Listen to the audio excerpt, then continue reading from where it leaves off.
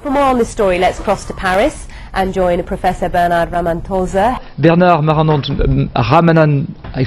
Ramanantsoa,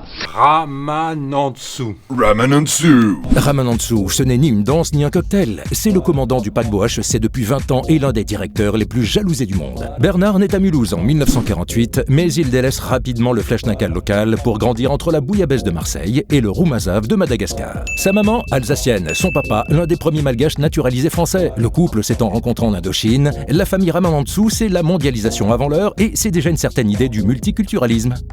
Enfant, le petit Bernard aime déjà les livres, les shorts et les escapades dans la nature sauvage. Quand il pose en 5e pour la photo de classe, Bernard a déjà l'air d'être le professeur. Il ne veut pas être président de la République comme son oncle Gabriel Ramanantsoa, mais préférerait plutôt devenir médecin comme son père. Ce dernier l'en dissuade. Bernard travaillera dur pour être le premier en tout le temps. Je pense que ça peut être le big great success.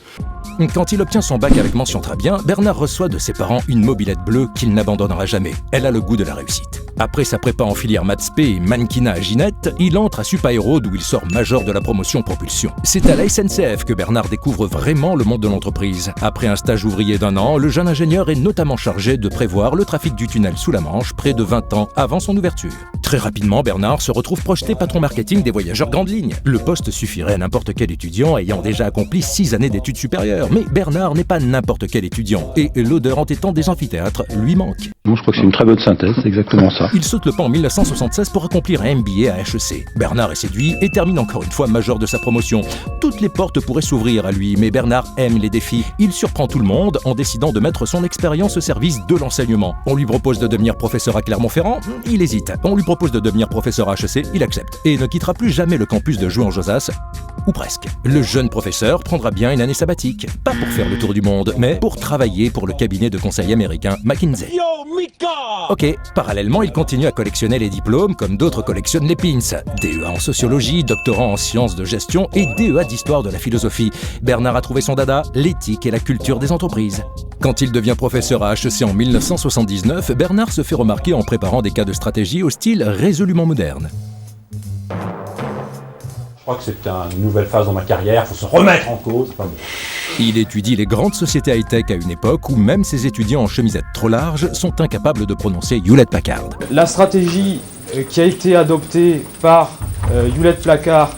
Bernard grimpe les échelons en accédant au poste de coordinateur du département stratégie et politique générale d'HEC avant de devenir le doyen du corps professoral et de la recherche. C'est en 1995 que la Chambre de commerce de Paris a l'audace de le nommer directeur du groupe HEC. Le défi est immense et Bernard impose son style. Les mesures sont contestées, mais le stratège se bat pour faire prendre à HEC le virage de l'international. Bien sûr, absolument, vous avez raison. 10 ans plus tard, le Financial Times publie son classement des écoles de commerce. Le verdict est sans appel. HEC est la meilleure école de commerce d'Europe. Quand son portrait se retrouve affiché sur tous les kiosques de Paris, certains ironisent en disant qu'une fois encore, HEC se retrouve sous l'X. Les médias l'acclament, ses pairs le félicitent et les étudiants le rebaptisent Rama, Bernard Superstar. Ce chevalier de la Légion d'honneur impressionne avec ses discours très profonds dans lesquels il parvient à citer Simone Weil, Spinoza ou Freud. En moins de 30 secondes. Et parfois, il dit des choses comme Rappel probablement nostalgique d'années défuntes, sous l'éclairage inusité d'un apparat solennel qui vient concrétiser le bilan d'un travail, l'expression d'un progrès. D'accord. Pour être toujours mieux compris par son auditoire, Rama a aussi su cultiver son goût pour les métaphores. Pour le faire de façon un peu caricaturale, certains sont des sprinteurs et d'autres sont des coureurs de fond. Qu'adorer le veau d'or, c'est le péché suprême, si j'ose dire. C'est le verre à moitié plein ou le verre à moitié vide. HEC comptera bientôt une chaire en l'honneur du professeur Ramanantsoa. On sait qu'on y étudiera la stratégie, mais on ne sait pas encore si on y apprendra comment devenir la première business school d'Europe en 10 leçons. Alors, tout le monde s'interroge. Quel est le secret de sa réussite ? On dit que Bernard a découvert le pouvoir énergisant d'une sieste éclair avant de partir au combat.